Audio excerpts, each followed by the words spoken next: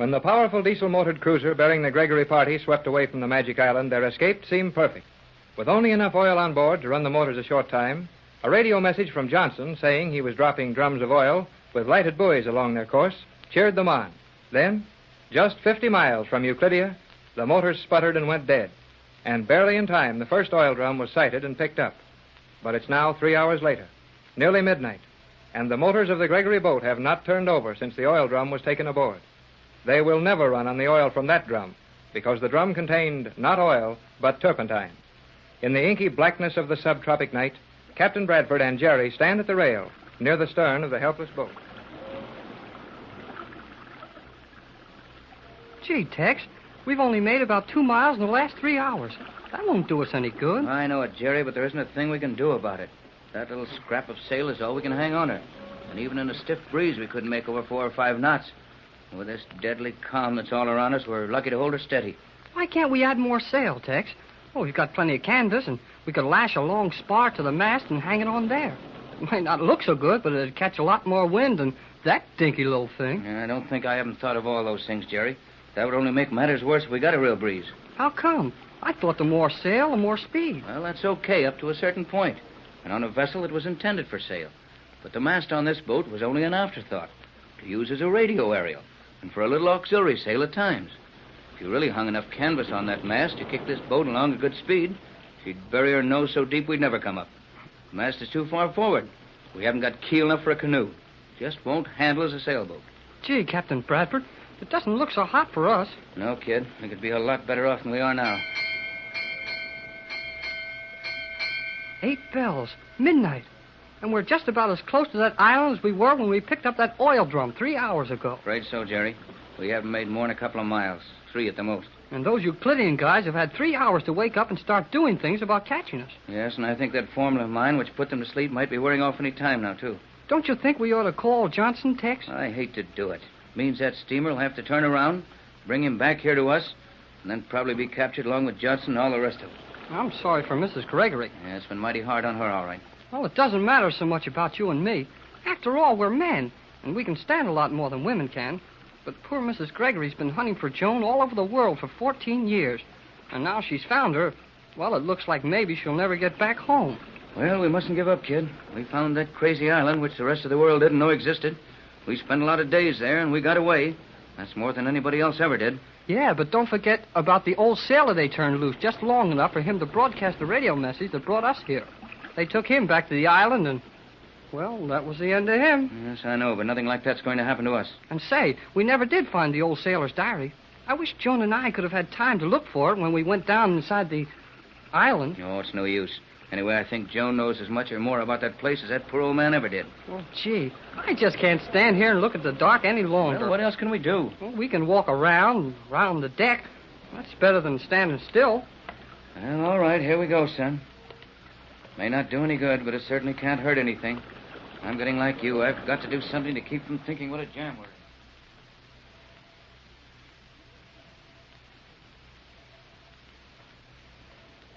Well, I guess we might just as well stand at the rail and watch the stars again for a while.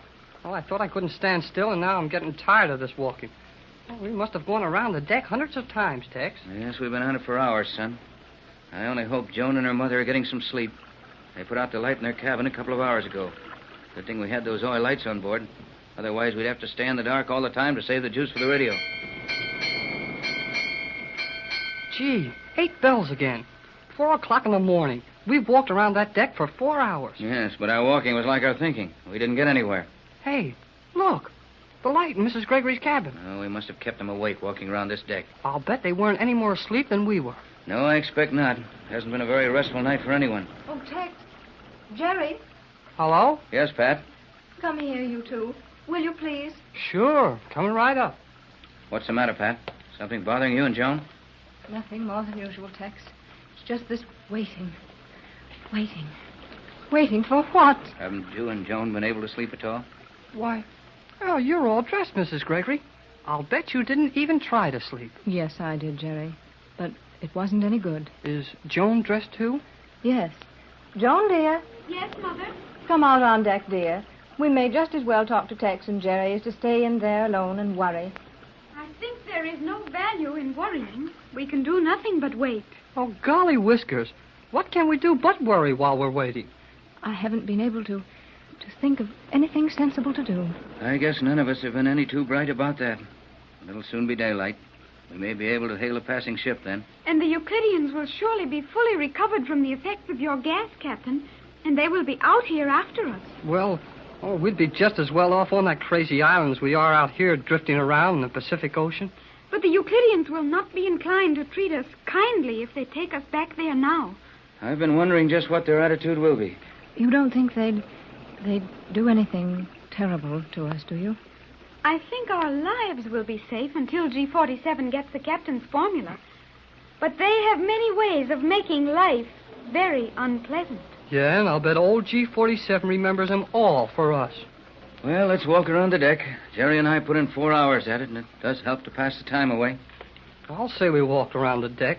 I was going to count how many times we did, but I lost track somehow. I will count the revolutions we complete, Jerry, and you figure how far we travel. That will give us something to do at least.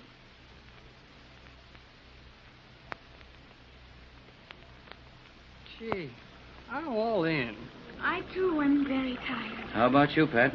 I think this is as far as I care to go. It's broad daylight now, and we've seen nothing but water. And then more water. Oh, let's go in the cabin and sit down a while. Might as well, I guess. 8 bells. 8 o'clock in the morning. And we are very little farther from the island than we were at 9 o'clock last night. How far has that sail actually carried us, Tex? Oh, maybe 20, 25 miles in the 11 hours. Oh, Golly, we might as well be standing still. Well, let's go in the cabin. Ought to be a little juice left in the batteries. I'm afraid the time has come for that last message to Johnson. Go on in, everybody. Well, I'll find the oil lamp and light it. I'll lie down and let you do the work, Tex. Go ahead, Pat. Never mind the light, Jerry. We'll leave this door open. The daylight is good enough. We may even need the little bit of oil in the lamps pretty badly before we get out of this. Okay, Tex. I will just sit here on the couch with Mother. My feet do not feel very comfortable. I wouldn't think so. Now, you three keep quiet, as I'll likely get a mighty weak signal out of this thing if I get any at all. Gee, there's not much juice there. The tubes aren't even getting hot. Going to be awful slow work if we ever get 'em hot. You're going to tell Johnson our position is hopeless, aren't you, Tex? And see if he can't turn that boat around and come after us. You know, I hate to do it, Pat, but we don't seem to have any choice. Quiet now. I'm going to try it. J24Y to J12C. Hello, J12C. Bradford to Johnson. Hello? Hello, Johnson. QSN? Johnson. QSN. Bradford. I don't think you're getting out far enough, Tex. Fred, you're right, kid. We'll just leave it open a minute and see if we can pick up anything before the batteries die entirely out. I am very much afraid, Captain Bradford, that the Euclideans will have their radios operating by this time, and your message will be picked up. Tex knows that, dear. But it doesn't matter now. We're almost sure to get caught after all these hours. And if we can get one last message to Johnson, it will give us a thread of hope at least. Hey, listen, everybody. What is it, kid? I mean, quiet. Listen for something. Yes, I hear it. It sounds like an airplane. But where would an airplane come from? From Euclidia, Jerry. Quiet, everybody. Yep, that's it, all right. Well, we did our best. But, Tex, there may be some hope. That plane doesn't have to be from Euclidia. Well, I guess there isn't any other place it could be from. Euclidean speed plane to Gregory Boat. Oh, it is the Euclidean plane. Euclidean plane to Captain Bradford. Hello, Bradford. Waiting. Will you answer him, Tex? Guess I'd better. Yeah, he might drop a bomb on us if you don't. Bradford to plane. Go ahead. You will drop your sail. Stand by. Lay to for submarine. Drop your bow anchor. You will be towed to Euclidia. Lay to and stand by for boarding. We'll drop sail. It is well. That is all. Remember that resistance on your part can mean but one thing. That is all. Hey, I'm going out and get a look at that plane. No, kid, you stay here. Pat, you and Joan run and tell the skipper and McLeod to take off the canvas and drop the bow anchor. We will do it at once, Captain. What are you and Jerry going to do, Tex? I've just got an idea. Now, don't worry. We won't do anything foolish. Now, run along and tell the skipper. We'll hurry, Tex. Now, what do you want me to do? Nothing, kid. I just wanted to get Pat and Joan out of here a minute while I tell you something that may prove mighty dangerous to you. But I've got an idea that when we land on the Magic Island this time, we're really going to be prisoners. We may be separated. So there's a few things you'll have to know. Okay, I'm ready.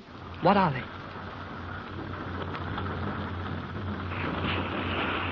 There goes the anchor. I wonder how long it'll be before that sub picks us up. Commander S1 to Captain Bradford. S1 to the Gregory boat. Gee, Tex, it's the same girl commander who helped us escape. Yeah, but she can't do us any good now. Captain Bradford, you will answer at once. I can hear your open beam. Bradford to Commander S1. So we meet again. The bow anchor is out for you. Sail being taken down. That all? That is all. You were wise to follow instructions. Captain, have you a landing stage aboard? I have. On the port side. You will make it ready at once. I will personally board you. That is all. Gee, Tex, the commander's coming aboard herself. Yeah, she's going to make sure we don't try any tricks. No, Tex, she's coming aboard so she can get a chance to talk to us before we get back to the island. She's going to help us out. I'm afraid not, Jerry. When we get back to Euclid this time, we're done for. Don't you believe it. That girl's on our side. You'll see when she gets here.